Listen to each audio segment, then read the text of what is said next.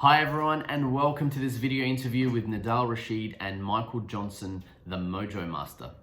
Now, in previous videos, we've spoken about the importance of having a strong mindset when it comes to achieving success. In fact, 80% of success is attributed to the mindset that we have and the psychology, and only 20% is attributed to the skills and the strategies. So Michael works in the human behavior space, and I wanted to find out three main things from him. Firstly, what is it that makes people do what they do, which enables them to achieve success and play at that high level? Secondly, I wanted to find out what is it that people do that jeopardize their ability, so what holds them back from being able to play at that level? And thirdly, why it's imperative to continually invest in our self-education and our personal growth.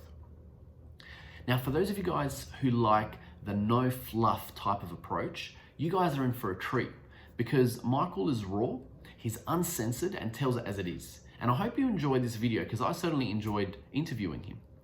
Now, as always, if you enjoy the content and the material that we're producing, make sure you hit that like button, make sure you hit the subscribe button and share this video around. And I look forward to seeing you guys on the next video. All right, hello everyone and welcome to this video with Michael, the Mojo Master Johnson. Thank you very much for jumping on board, Michael. It's an absolute pleasure to, catch up with you again and to just be able to share some wisdom. And do you want to introduce yourself to our clients and our viewers who maybe never heard of the Mojo Master? Yeah, too easy. Well, I guess my name's Michael Johnson, but I got labelled as the Mojo Master because I sort of seemed to become the guy who just helped a lot of people kick ass in life. So I've been fortunate enough to work with a lot of sports professionals, work with some of the top sporting teams and sporting associations, but also what I found working with a lot of high achievers as well. I now teach just the general public about how to, get out there and really kick ass in life and do the things that we're inspired to do. I just feel like most of society are pretty bad at most things. It's just that most people haven't figured out what they're really good at.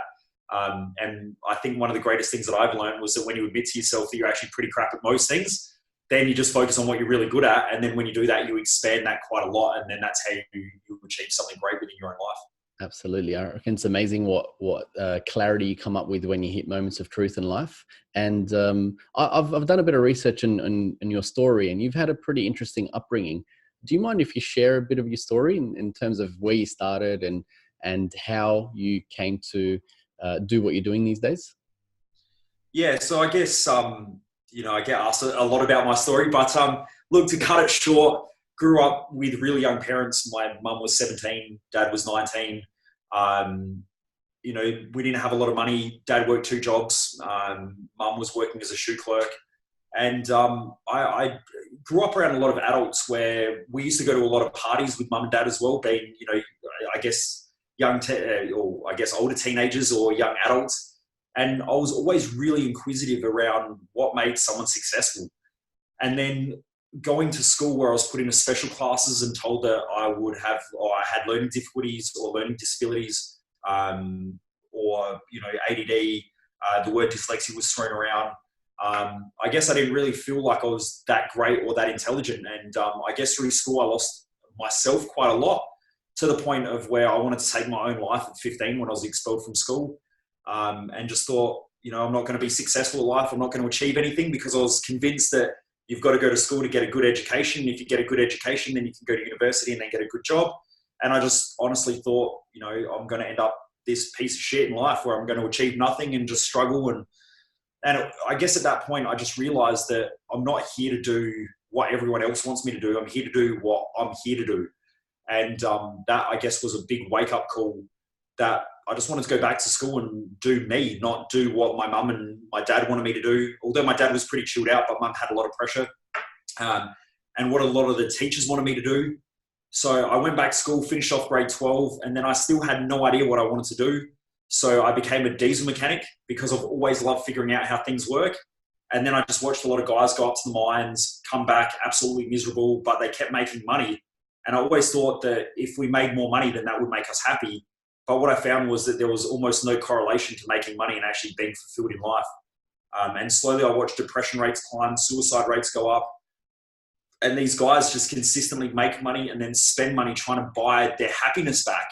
But it was always very short-lived. You know, they'd come back and buy a brand new boat.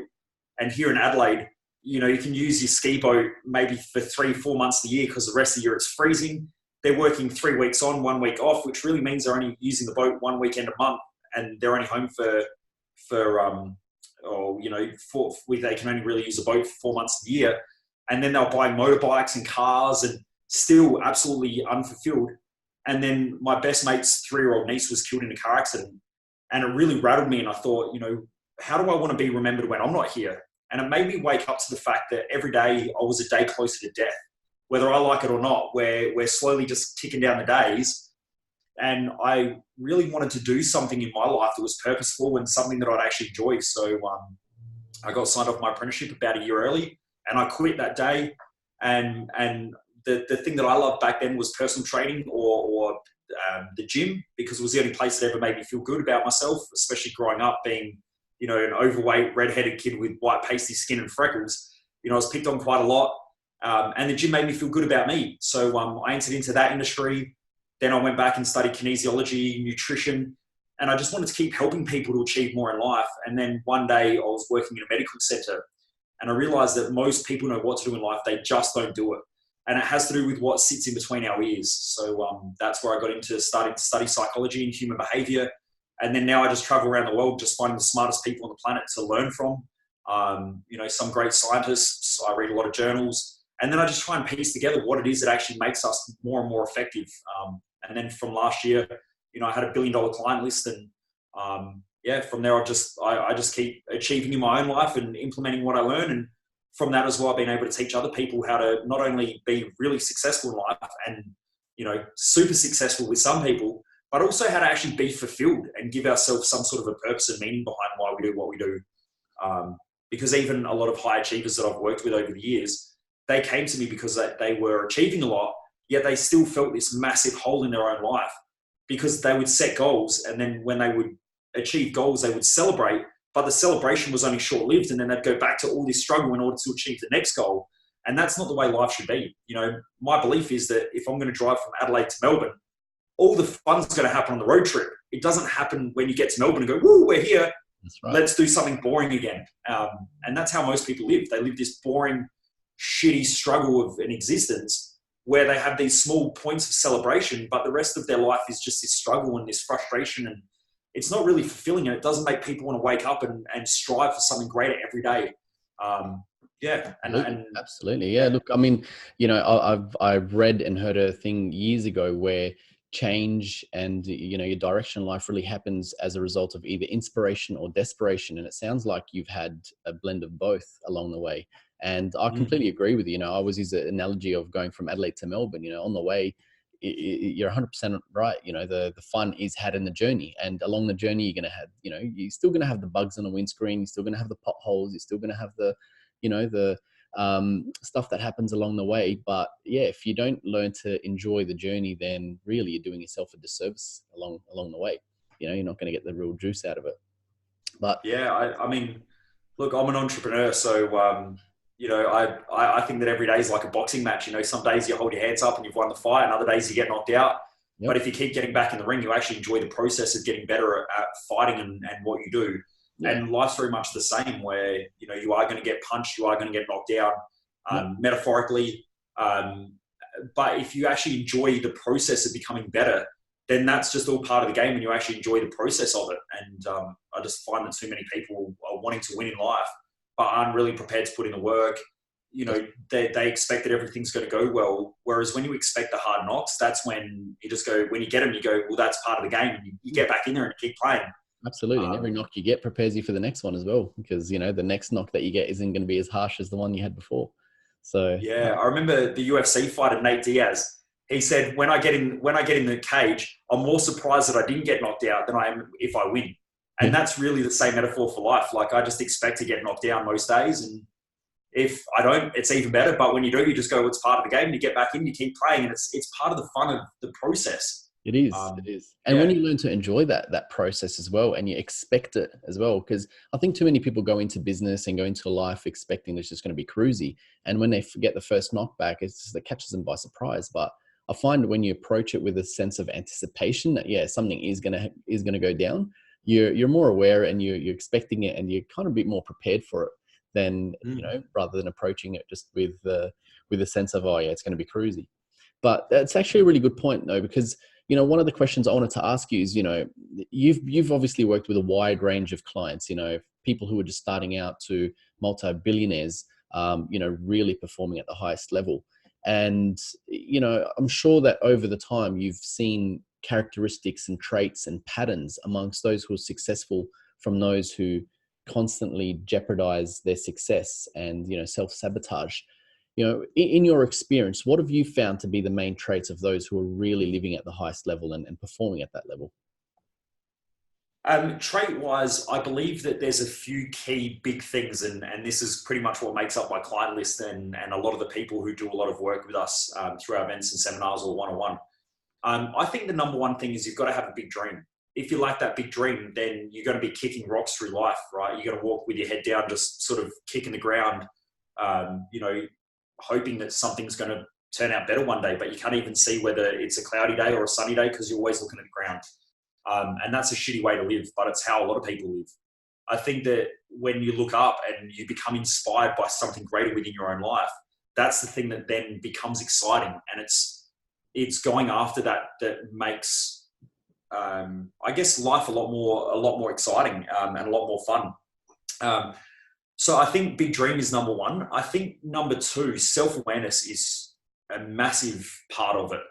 I've met people who make hundreds of millions of dollars who are absolutely miserable, yet I speak to them and they go, oh, well, life's shit, but that's just the way that it is. That's not the way that it is. That's the way that they choose to play the game. And for some of those people, when I start to ask them questions, they just pretty much say, look, piss off, I'm the one with the money and you don't have any money, but they don't realize that just because they have money doesn't actually mean that they've achieved any form of success in life or wealth. They've just achieved a small portion of their life.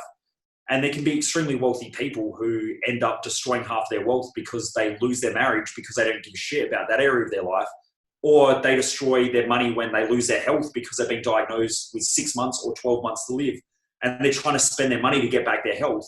Whereas if you've got good self-awareness, you start to look at the areas of life that aren't working and you work on improving those areas. And, it's okay to just focus on money, or it's okay to just focus on health, or it's okay to focus on family dynamic.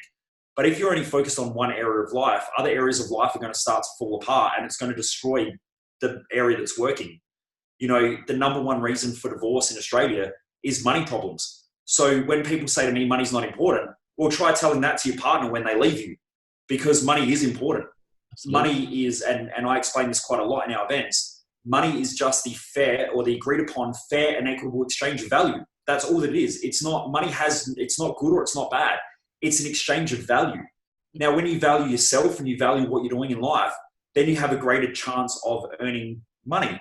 But at the same time, in order to create wealth in life, you also need wellness, because the word wealth and wellness come from the same core, which is the word well. Now, when we have a wealthy life, we work on our health and we use some of that money to expand our health. We use some of it to put back into our family and our family dynamic. We grow our relationships and our friendships, and slowly life expands in all areas. Anything in life that's not growing dies. Now, if you're not looking after your health, it's going backwards. A law of the universe is anything that doesn't expand contracts. Now, if we're not expanding our health, it's contracting. And I've just turned 36. And I've got mates of mine who are saying, oh, my back's destroyed because I'm getting old. They're 36. I've never felt better. But that's because I look at ways, even though the aging process is happening to me, I can still improve my health and my health outcomes because I can work smarter, not harder. When you're young, you work harder and not that smart. That's right. But over time, you can use your intelligence to then improve your health. You can use your intelligence and your awareness to grow your relationships, your friendships, the circle of people around you, which then helps to lead to longevity and good outcomes in life. And that's what we use money for anyway. So, we want to make sure that we're expanding all areas of life and not being completely ignorant that things aren't working in other areas. and we just have mastery in one, because if not, it'll be destructive.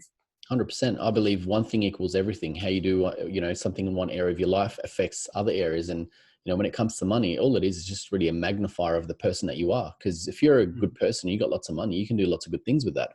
And if you're a bad person, you got lots of money, then you can do lots of bad things with that as well.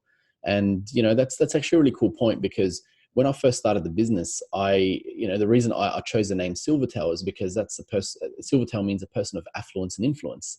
And part of our vision was, we wanted to create enough affluence amongst the people that we work with that they become a positive influence for the people around them and the communities and, for the greater good. So I'm a big believer that, money it's like oxygen. You need it to be able to live and just do the things that you do. And if you don't place, enough importance on it, then, and you don't treat it with enough respect, and you don't treat it with the openness, then it's not going to come your way. It's like having a relationship with a partner. If you don't respect the other person, they're not going to show that same respect in return. Same thing with money. So there's a little bit of a relationship there with on an energetic level, basically. But I think most people in our society either overvalue money or undervalue money, instead of just saying that it's an exchange of value. That's all it is. Yep. If you don't perceive that you're valuable and you have low self-worth, low self-respect, you're going to depreciate money, but also you're going to depreciate yourself, which is why you struggle with money. Mm-hmm. Some people overvalue it and they think that money's everything. And then because of that, they chase money, but at the same time, they destroy a whole bunch of other stuff in their life without even realizing it. And I've met people who have zero friends and no one trusts them, but they have a shitload of money, but then they have no life because no one will actually give them the time of day. They have big walls and big barriers up because they think everyone's going to screw them, but at the same time, they screw everyone else in the process of making money. And it's just a shitty way of living. The greatest people that I've ever worked with both have money, but they also have a wealth of life where they're amazing people to be around. I think a lot of the most common thing that I see in high net worth or high wealth is that there's a lot of people who hide their wealth because they're afraid of all these other people trying to take it off of them. But they're the people who overvalue money. And then there's other people where they buy nice things and people go, well, look at that. What an idiot. Why would anyone spend money on a car or a watch or something nice? But that's not why wealthy people actually buy things. It's because it's a reminder of their own greatness and their ability to believe in themselves. And so it's a reminder, whatever it is, whether it's a car or their watch or, it's a reminder, keep going, keep pushing hard. Definitely. And even most people that I meet, they don't understand that money's not, even if we look at gold's a resource where you've got to dig it up out of the ground and so on. But there's sort of a limited supply, I guess, in a way. Whereas money, the Federal Reserve just hit a button, they print more of it. There's an abundance of it. It doesn't mean because I make money, you have to lose money. It just means that the government print more money or, it's a creation of man. Like it's anyway. not. Yeah. Yeah, it's all that it is. You go to Zimbabwe, you get $1 trillion bill, it is what it is, right? So we just use it as an exchange. We used to use shells as an exchange of value. Then we use gold and silver and precious metals. Now we just use this thing called money. And even now, paper money is almost becoming non-existent. And now it's just numbers on a screen and we just transfer them. Correct. I can type numbers into a calculator. The same thing happens with my bank account. The bank just puts puts numbers into what I read on a computer screen. And that tells me where my wealth is. But who even knows if, it's just fucking numbers. That's right. It's nothing. So that's actually a really good point because, one of the things that I also wanted to ask you is what would you say to someone who wants to make more money? Because obviously what we do is we're in a business of helping people grow. You're helping people grow on a personal level, which then filters into their business and their work and, makes them more money. I work in the wealth space where I'm helping people invest in property to ultimately make more money. And I find that there's blockages in the mindset that always surface when it comes to money. And I'm interested to see your take. Like, what would you say to a person who's sitting down with you going, Michael, I want to make more money, help me make more. Like, what would be some advice that you'd be, talking to them through? Well, the first question is why? Why do you think you need more money? That's really what it comes down to, because again, without a big goal or a big dream, what's the point of having it? I've never really met someone who has just a bank account with, just truckloads of money that they can throw around. Even when I work with people who have supposedly hundreds of millions of dollars of net worth, they don't actually have that just sitting there. You know, they're not Scrooge McDuck or Scrooge. They don't just go home and dive into a money pit and then, you know, roll around in it. It's doing something. It's working. You know, they're their worker bees actually working to generate more or to build something else. You know, some of the people, they go out and they are investing in commercial property, and they might need, you know, $20 or $30 million for that. They still have to work hard to generate that $20 to $30 million or figure out how they're going to get that money. They very rarely just have it sitting there where they can go, that looks like a good deal, bang. They're normally working for it. Based on the law of supply and demand creates supply. So the more you demand of yourself, the more you demand of your money, the more of you demand of your time, the more of you demand that you demand of your friendship circles and all those things, it generates a greater wealth in your own life, whether that's financial or non-financial. It creates a greater wealth. You know, if your friendship circles, you don't demand anything from them, they'll just probably be a whole bunch of tie kickers that just sit around and complain about how shit life is and what they read in the newspaper. They're not doing anything. Whereas when you put demands on your friendship circle and say, I'm not having these conversations anymore. Let's talk about our goals. Let's talk about our dreams. How can we help each other to achieve more within our own lives? How do we build greater outcomes for not only us, but the people around us? That's when you create demand in your friendship circles. But the same thing happens with health, wealth, all of the areas of life. You need to demand more of it. So when someone comes to me and says, I would like to create greater wealth, I go, why? Why is that important? What's the dream? What's the goal? What's the mission? Is it to secure a better future for your family? You know, I met up with an investment banker today, and he said, you know, for me, I just want to set up a great future for my kids. Now, for him, that's the big driver. But I would assume that as he grows that mission and he creates stability for the family dynamic, then that will grow into something bigger because he's a driven person. When someone just says, look, I just want to make more money so that I can spend more money, that's ridiculous. Like I don't know. That's like saying I want to lose weight so that I can just keep smashing buffet breakfasts. You know, that's only going to work for a short period of time because you're going to gain weight, lose weight, gain weight, lose weight. It's about what you're trying to produce. And I think the key thing is productivity. Like, what is that money going to do? How's it going to make you more productive in your own life? What are you going to produce in your future? What are you going to leave behind? How are you going to be remembered? And then why is that all important? I think why is the big question that most people think of but never really answer. Absolutely. I'd always do the same exercise with clients when we start working together is, you know, why is it important to achieve that goal? And we take it a step further and go, well, what would it mean if you didn't achieve that goal? Just to really test how badly they want something. Because if they say, you know, we just want to make more money for the sake of more, you know, of having more in the account, it's really not going to motivate someone to go push through those barriers like someone who's doing it because they want to make sure that their kids are looked after in the future. They want to make sure that they're able to, you know, look after their parents when they're elderly. You know, they want to make sure they can provide for their kids and their grandkids. And, you know, when you've got enough reason, that becomes the fuel. That becomes what keeps you going through those obstacles. And, you know, because look, obstacles are going to come up. And I see it all the time where someone embarks on their investment journey, or they, you know, make a decision that they want to buy property, or they want to make more money, or start a business, or whatever it is. But then they see the first obstacle comes up, usually as a test. And the minute they have that first challenge, you see them backpedaling, you know. And it's just a common trait that I see out there so commonly, like, you know, especially with some of the younger generation. I mean, what do you say to guys out there that are facing those challenges and facing those obstacles? Because obviously there's a lot of people that give up too easily these days. Like, what are some of the common traits that you see out there? I mean, it's not just these days. Even in my grandparents' generation, in the baby boomer generation, you know, most people just settled for a comfortable life. You know, that's, especially with the war and everything going on, most of them just wanted comfort. So like my grandmother, her core goal was to own a house and to have kids. That was it. That was her goal. That was her dream. And so once that happened, she had no more reason to do anything.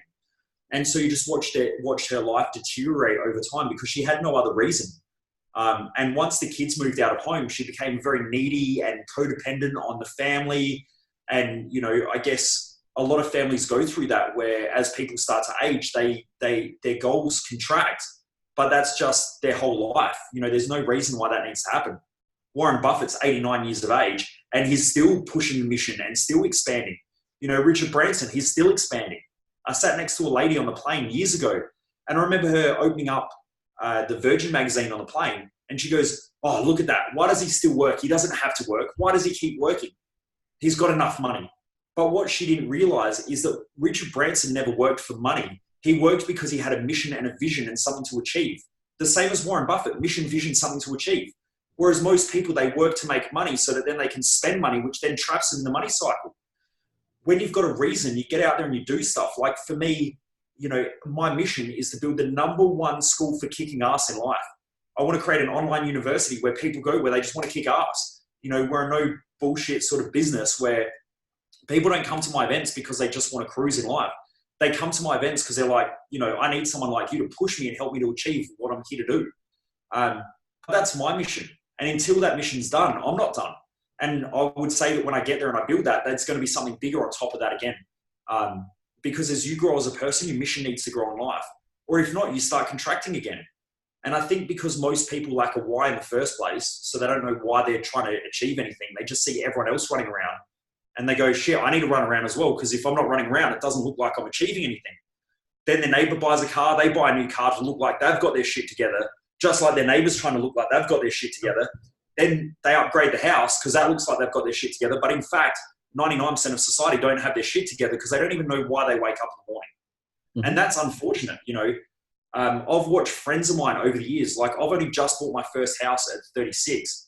And that's not a good thing or it's not a bad thing. It's just I made different decisions in my life to build a business and to invest in other areas. And now I'm starting to get into property as well and that, but it was just a decision. But I didn't want to do what everyone else did because I could see that it trapped them and they didn't even know why. So I think like property is a great vehicle, which is why it's, I think that it's great that you're educating people on why that's a great vehicle. But at the same time, you know, without a why or a mission, that can just be a massive trap. You know, what I've seen is that most people that I meet, they just do what everybody else does because it looks like that's what they're supposed to do without actually even understanding what their life's about. And that's just, I think that's one of the most common, one of the most common reasons why people struggle, either mentally, emotionally, or just in life in general, because they don't have a reason to keep expanding and to keep pushing themselves and growing as they age and get older. Yeah, no, look, I agree with you 100% because like he's just said, you know, there's lots of ways to be right. It doesn't mean that there's only one vehicle to get you from where you are to where you want to be.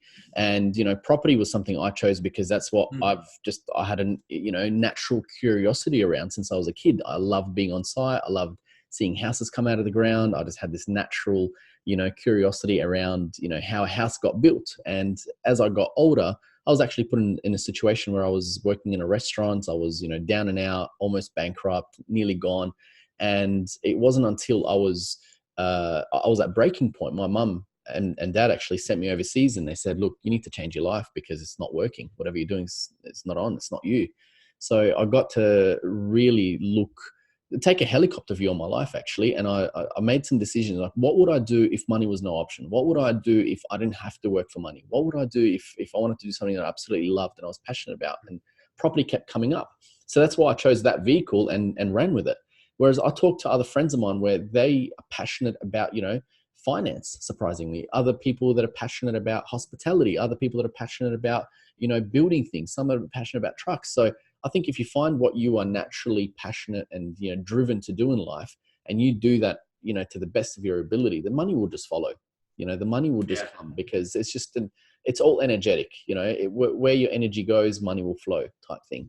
So, you know, and look, I've got friends that are entrepreneurs in the coaching space and all that. And I'm in awe by the amounts of, you know, like how hard they push themselves and all that. And when I question them, the response is, we don't do this for money. We do this because, you know, when we go to bed at night, we know that we've served our purpose. This is why we're here. And, you know, that's something I've seen in you as well over the years, because I've obviously, you know, Adelaide's a small place and we've, you know, crossed paths in a few situations. And yeah, you naturally gravitate towards people who are just doing what they're meant to be doing and, you know, living their purpose and, you know, out there doing what they're supposed to do. So, you know, I highly commend you for that.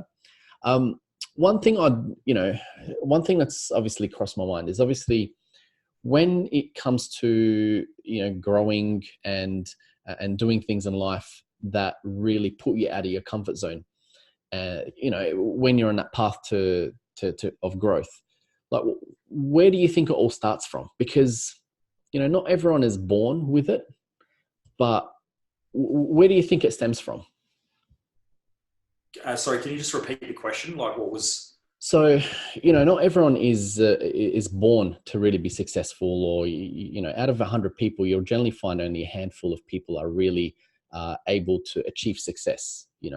What do you think makes the difference between those who are really playing at the highest level, like that handful, that top 10%, from the other 90% that are just sort of gliding by in life and living on autopilot? What do you think that comes from? I think there's a few reasons. So first of all, in the brain, there's a part of the brain called the thalamus, which supposedly is a gating system for our perceptions, eyesight, hearing, and so on. And the majority of our perceptions are based on past experience. So you walk down the street and what you perceive you see is completely different than what's actually there. And there's a lot of scientific evidence, especially in the fields of neuroscience, coming out about this. And our brain actually gates information through our thalamus, but it's gated through our value system. So I was talking to a big property developer up in Brisbane who wants to work with me. And he said, can you explain the value system? And I said, well, when you walk past a vacant block of land, what do you see? And he said, well, I see, a big high rise. I see cafes. I see people walking around. I see the architecture. And then I said, what do you think everyone else sees? And he said, just a shitty block of land with big grass on it that's a piece of crap. And I said, that's because it's gated through through that thalamus. Right now we're renovating the house that we just bought. And in there, my brain keeps going back to what the office is going to look like, because that's business for me, which is what I love, and coaching. And then the gym, because that's what I love. So, the indoor gym. I haven't even thought about the kitchen because I don't really care. My wife takes care of that because that's the part that she loves. She loves the creative aspect of expressing her creativity through the rest of the house. Whereas for me, I've only thought of 2 rooms because they're the ones that suit my value system. So the information that we perceive is gated through our values. Now, when we talk about success, I get asked a lot, what is success? It really comes down to you living your values. So my sister, her highest value is family. Now, her husband works extremely hard. She works hard as well, but her highest value is family. So for her to feel successful, the family dynamic has to work well. When the family dynamic's working well, so when my brother-in-law feels supported and the kids are looked after, she feels like she's successful as a person.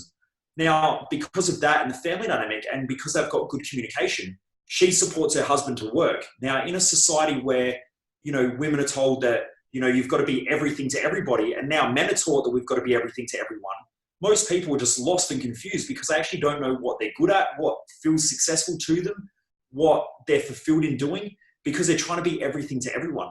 And much credit to my sister. She just went, being a mum is my thing. Also as well, I love working, and career is important, but career comes secondary to my family. And as the kids are starting to go to school, she's stepping back into work more because she's managing that balance of the 2 things. Whereas my brother-in-law, he's got a very high value on career. So he works extremely hard, provides money back into the family dynamic. My sister uses that to support the family dynamic. So both my brother and sister feel successful. Yeah, my brother-in-law and sister feel successful in their relationship and in their family dynamic. And I think that the clearer you are with your values, the more successful you're going to feel. I personally feel the most successful when I live my highest values, which is learning, teaching, health and vitality. And also, I call it, the value that I call it is physical appearance. So nice house, nice office, looking after the way that I look within myself. When I do that, I feel like I'm on top of the world. And that's what's created my wealth, because that's where my value is.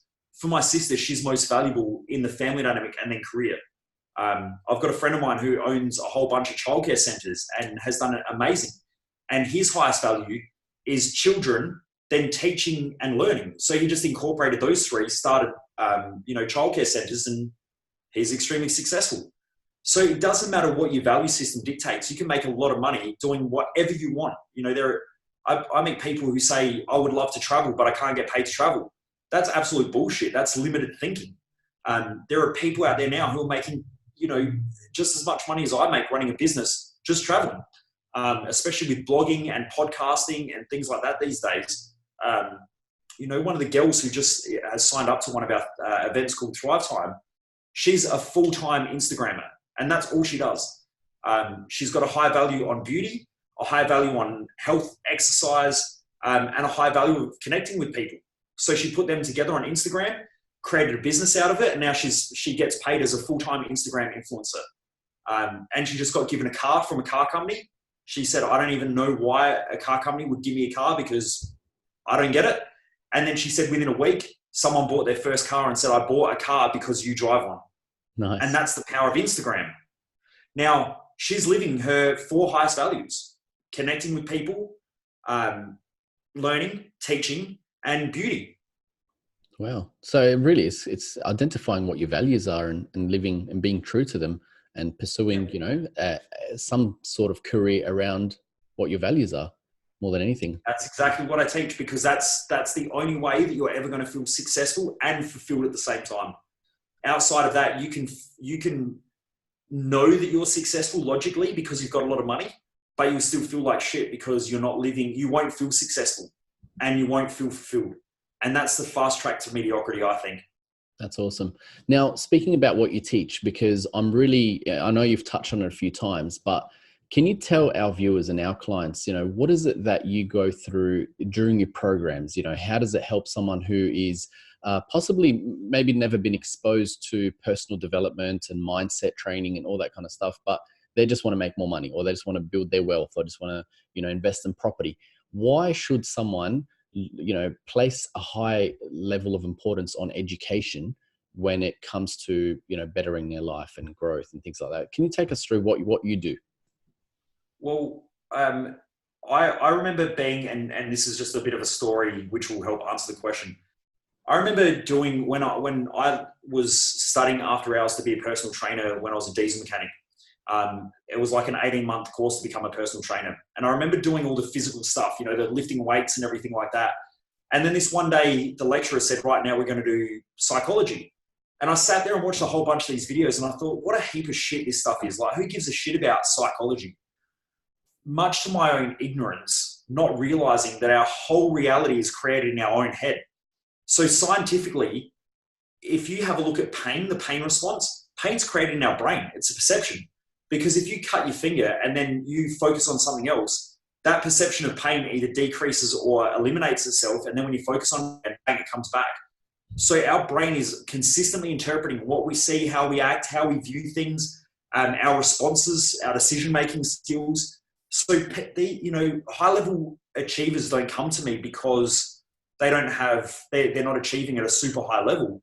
They come to me because they know that their weakness, and in order to reach the next level, they need to keep working on their own head. Because years ago, I remember working with an investor, and I worked with him for a whole year, and he was just cruising along in life.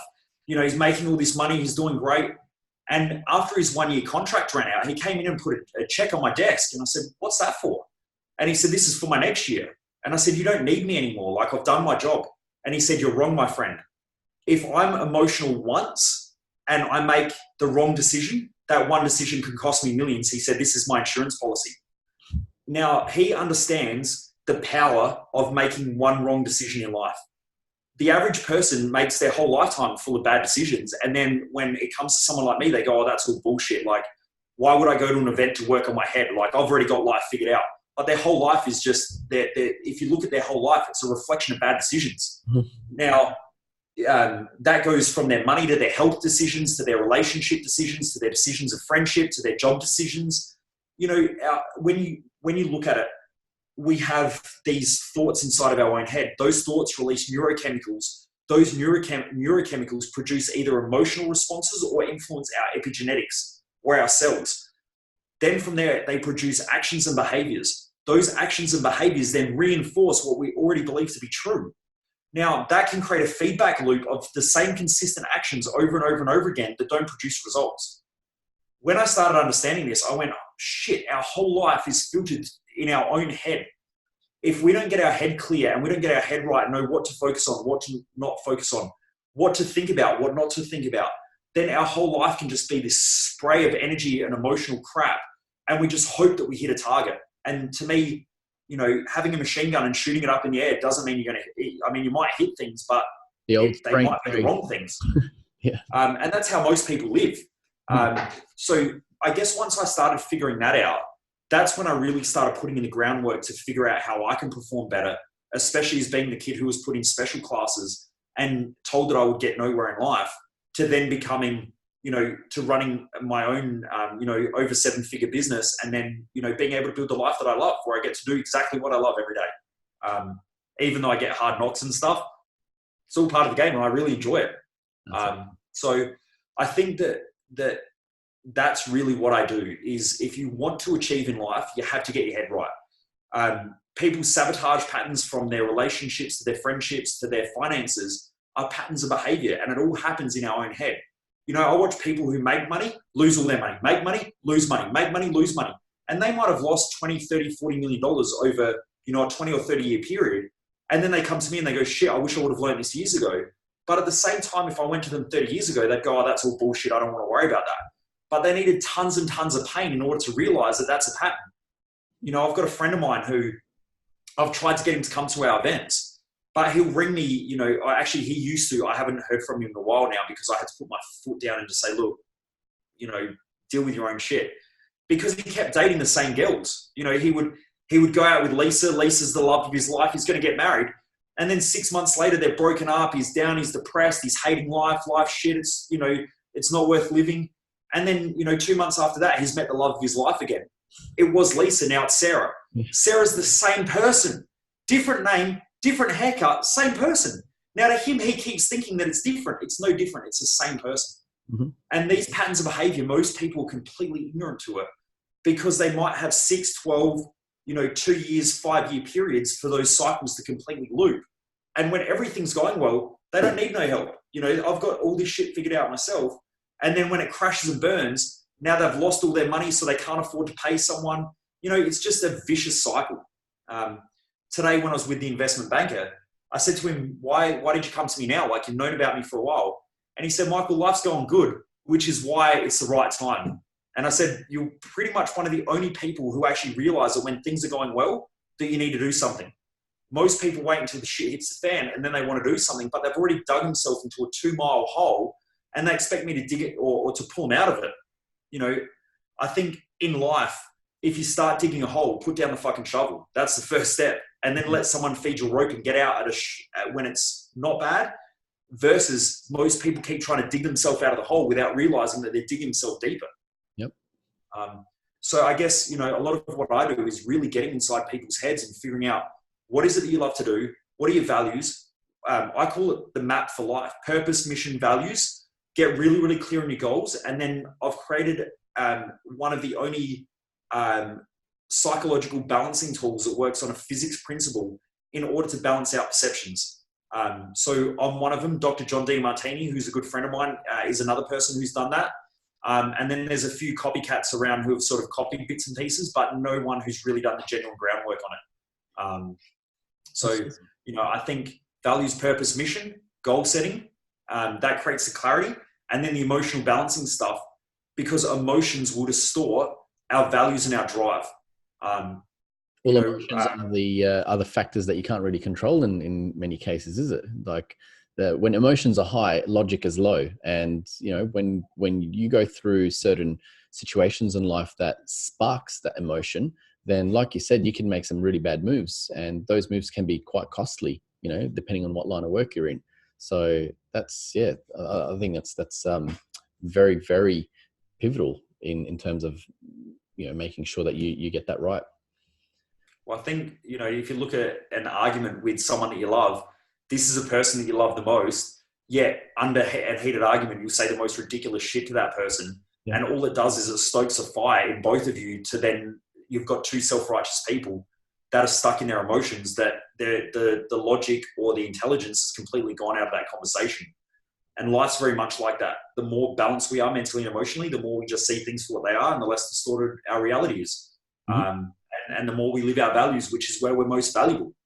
The more a person is emotional, makes emotional decisions, the more they distort their values, which means they lower their own value and they depreciate themselves. And an appreciating asset is worth less. And that's how people lower their self-worth. without even realizing it.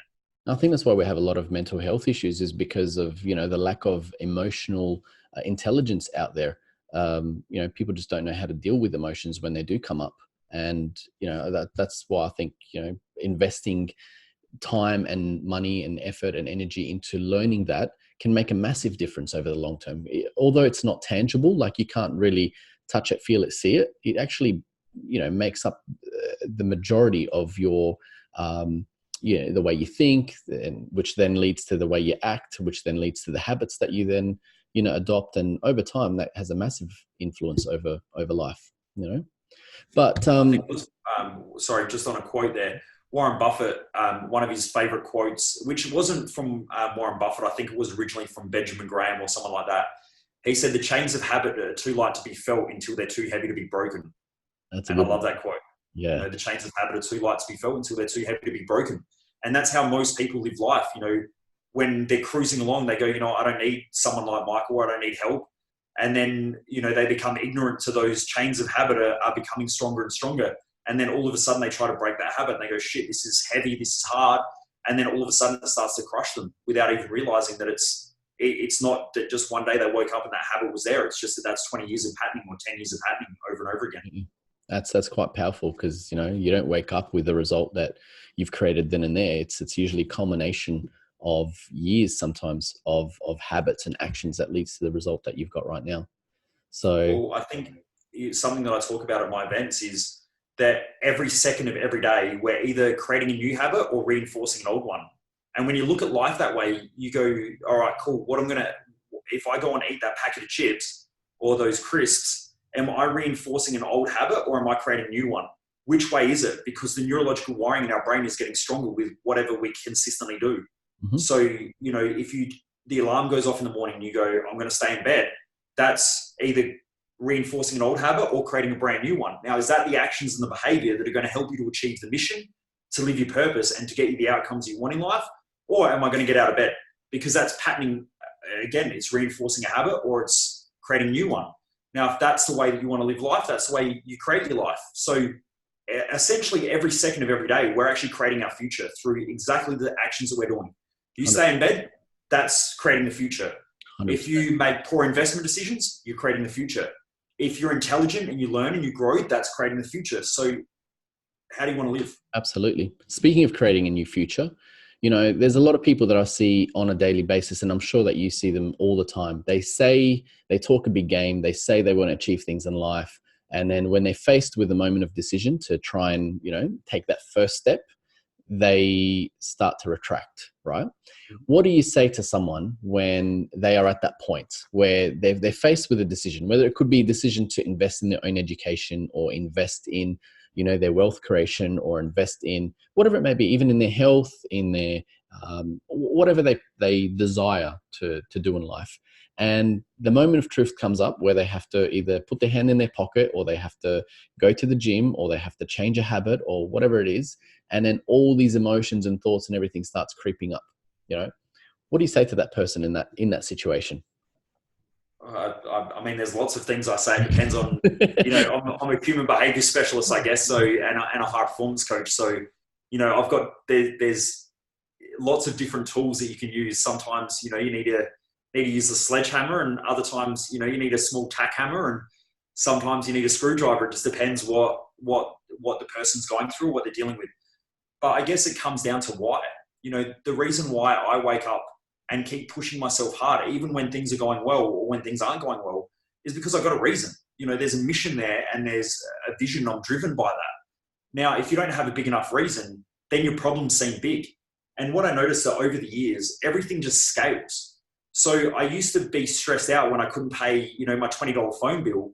Now, I've got, I won't mention what my monthly staff wages are, but there's a lot of overheads that I have to deal with every month. I pay more in overheads per month than originally what I earned in my first year, or actually my first 2 years of business, and then third year of business. It's crazy to think that. And that's only getting bigger and bigger. So the commitments that I make are a lot bigger now than what they were back then, but they're always scary. Like, I'm always, what could go wrong? What could go right? And I'm trying to counterbalance those thoughts. There's part of me that's driven by the dream, but sometimes you can become ignorant to the downside by just looking at the upside. But then at the other time, if you're always looking at the downside, you're in fear and you never take action. So therefore you never get an upside. So how do you want to live? What do you want to do? Does the pain of regret hurt you more than the pain of failing, or does the pain of failing hurt more than the pain of regret? Like, how do you want to live? I believe that you can be uncomfortably comfortable. So someone like myself and yourself, we're business owners, and we made a decision to become uncomfortable in life and get rid of our security of having a 9-to-5 job. And, we got out there and we became uncomfortable. We pushed ourselves hard. Now we get kicked and fail and make mistakes and you fuck things up, and that's all part of the game. But there are days where I just go, you know what, this is bullshit. I don't want to play this game anymore. And then the next day I wake up and I'm like, let's go again. Yeah. Now for some people, that's a 4-year cycle. So it's not that we don't have those feelings or those thoughts. It's just that the way you deal with them, the way that you respond dictates the behavior. If you look at a boxer, they get knocked out and they get knocked out. Their first initial thought is, I want to give up boxing, or I want to give up martial arts. But then after a week, after their brain's resettled and they've healed a little bit, then bang, they're back on again because they either love the sport or they don't. Now, if you do what you love in life, you can't get away from it. Even with parents, parents who have kids, and you're probably the same as this, there is times where you just go, you know what, shit, I wish I wasn't a parent because this is just out of control. And, I just wish I could have my own space. But then after, 5 minutes, 10 minutes, an hour, 2 hours, 2 days, a week, you go, shit, I miss them. And you want to get back in that game again. So we all have these thought processes. And I think part of the positive thinking movement is to blame for a lot of the reasons why the positive thinking movement and the be happy movement, I think that's massively to blame for why most people are miserable. Because when someone looks at life and says, I need to be happy all the time, and then they become unhappy without realizing that that's part of the game. They go, shit, I'm not happy all the time, and everyone else seems to be happy on Instagram. Therefore, my life's shit. But the truth is, everyone has times of being unhappy, and we have times of being happy. It makes no difference. That has no correlation to feeling successful or achieving. You can't be successful without feeling unsuccessful. I'm sure you're driven to achieve more because you feel like you're not achieving enough. It's part of that double-edged sword. Absolutely. I feel happy times throughout the day, and there are times where I feel unhappy. But how quick you get through those times and process that depends on how fast you move forward. That's right. I'm successful because I feel unsuccessful. It's part of the game. But at the same time, that doesn't stop me from making choices and decisions. There's, the counterbalancer of fear and, drive, and those things are huge in what you want to create in life. Now, if you let fear define you, you're going to live a shitty life. But if you are hyperactive and you do crazy shit all the time without thinking it through and using fear as a counterbalancer, you're also going to fail a lot in life. Yeah. And you're going to feel down. So you need to balance those thoughts. I say true inspiration is the balance of fear and excitement. If you're excited and fearful at the same time, go for it. It's probably good. It's probably good because you've got balanced thinking. If you're too excited and you're too elated and too high, you tend to do dumb things without thinking about the downside. But if you're too down and depressed and fearful, then you're not going to do anything. And that's also going to make you feel shit. So, just be, I think you can be comfortably uncomfortable, which means that you become uncomfortable in your choices and your decisions that are going to make life comfortable for you. Or you can be comfortably uncomfortable and you can choose to live an easy life, an easy existence, and never have any money or never have anything in life. But at the same time, you'll feel shit every day, but be comfortable when you're feeling shit. How do you want to live? Absolutely. Look, I tell people, feel the fear and do it anyway. As long as you got that excited feeling inside and, that your gut says yes, go for it. But you're feeling like, you're scared or whatever, just take that first baby step. And what's the worst that's going to happen? Worst case is you might have to take a step back, but that's where you started off with anyway. So you got nothing to lose. So if you got nothing to lose, but more to gain, just give it a crack, and just give it a go. And that's what it's all about, is getting out there and making it happen. So, Michael, it's been an absolute pleasure having this chat. I've looked forward to us connecting and doing this, and I'm sure our viewers are going to have a great time listening to this. Is there anything that you'd like to sort of wrap up with as a closing statement or whatever it is that Yeah, look, I think that for most people, I truly believe that if people just stop doing what they're doing and just have a little bit of time, not in front of the TV, go for a walk or just lie down. I do this normally on a daily basis or every couple of days. I lie down in my office and I just let my brain loose. And I ask myself some questions, because questions drive focus in the way that our brain operates. And you need to ask yourself, am I living up to my own expectations? Because if not, there's only one thing to do about it, and that's to change it. So, ask that question, am I living up to my own expectations? And look at, maybe even just think about, at the end of every day, you're a day closer to death. That should scare the shit out of you more than anything. And I truly believe that most people take the things that happen to them in life way too seriously, and don't take the fact that their life, they're just ticking off the days. They don't take that fact seriously enough. Like, we're a day closer to dying at the end of today. So take that seriously. Take the shit that happens to you in life with a grain of salt, learn from it, move on, and keep moving forward, and keep learning from those mistakes. I truly think that a lot of people have been conditioned in our society, especially with the schooling system. When I was at school, you get these crosses on your exam and the teacher gives it back to you and says, here's your mark. And then the teacher walks off and you sit there and you go, shit, I got a C. So I made these mistakes, but why? I don't know why I made those mistakes. I don't know how I can correct them. And so because of that, a lot of people have this fear of making mistakes or failing. But life is nothing like the exams at school. In fact, if I'm unsure about the answer, I just pick up the phone, I call you, and you've got the answer. And so you give me the answer. In fact, life is based on cheating. Everyone else, very rarely in our society does anyone come up with anything new. If I want to make money, someone's already done it, and they've done it way better than what I can. Someone's already found the answer. So I've just got to ask them. And if I ask them, then I can copy them. And if I copy them, then I'm bound to get similar results. And then I can tweak it and make it my own. So most people in society are so afraid of failing or making mistakes without realizing that it's part of the game. It's what helps us achieve. And I think that's what stops people living up to their own expectations. Also, when I fail in life, I can actually just go and ask someone why I failed, and they give me an answer, and I go, shit, I just learned something.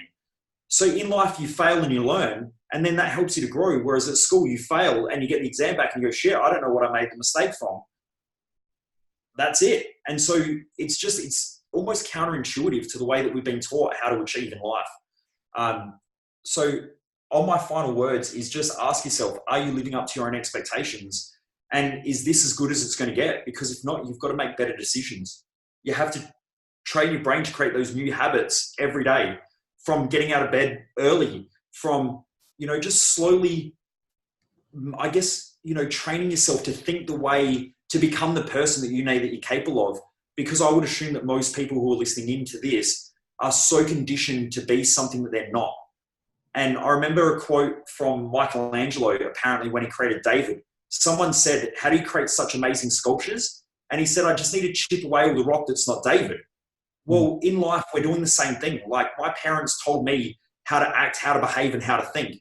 Then from there, I went to school and I got told how to act, how to behave, and how to think. And then throughout my life, I started making decisions. Like when I quit from being a diesel mechanic, my mum flashed up into my head about, what are you going to do in life? How are you going to behave? How are you going to act? Now, that wasn't my decision. It was my mum's decision. And so I think that most people in our society aren't even really living their own life. They're living someone else's life with someone else's decisions, because they don't even know what it's like to make a decision without these voices and these pictures popping into their head. So I think just spend time asking yourself, is this as good as it's going to get? And am I really happy with the decisions that I'm making in life? Is this really where I want to be? And am I living up to my own expectations, or am I bound for something greater? If I didn't ask that, I would still be a diesel mechanic hating life, or in fact, I'd probably be dead because I would have killed myself. Because of that, now I live the life that I love, but it was having the courage to ask those questions and to really slowly change them. Like, it didn't happen overnight. It happened over years and years of repatterning. In fact, I remember the first time I ever heard about gratitude. I was walking around a street and I was listening to an audio back when the first original iPods came out, those big sticks, those USB sticks. And I was walking around the streets and I had to find something that I was grateful for. And I remember it took me like 2 days to find one thing that I was actually grateful for. And that was the fact that I had legs and I could walk. That was about it. That was as good as my life was back then. I fucking hated everything that I was doing. And over time now, like, I look at life and my life is a direct reflection of the things that I love. I surround my life with things that I love. And I would say that very rarely do I make choices right now of things that I don't want to do. I just do what I love to do. But in saying that, I work 15, 16 hours a day, every day, 7 days a week, because that's what I love. I've just created the life that I love to live. So Awesome, man. for all the listeners out there, just do what you love. Figure it out and just go after it, because no one else is going to. And the truth is that you're getting closer to dying, so just do it anyway. 100%. I think, you know, something powerful that you just said that's really opened my eyes is, you know, every day you're a day closer to dying, you know? So, yeah, if you want to get to the end of your life and you haven't achieved what you haven't, like what if you haven't achieved what you've, and you haven't sung that song that's been inside of you, then it's going to be a waste and it's going to be a shame. So, yeah, that's quite powerful, man. Thank you for that. My Michael, pleasure. it's been an absolute pleasure. Honestly, this has been a great podcast, and I hope all of our listeners and all of our viewers get the benefit out of this. Where can someone find, like, how can people find you? How can someone connect with you? Where can they find your events? Can you, lead us in where to look? Jump onto www.themojomaster.com.au. That's themojomaster.com.au. Or you can find me on Facebook at the Mojo Master Coach. And if you've got any questions, please feel free to shoot them through. I do lots of podcasts and lots of lives and stuff that get shared around. I always love people who just shoot me messages and say that they've listened in, or, they took something from the conversations, because it sort of allows me to navigate what I talk about and what I don't talk about.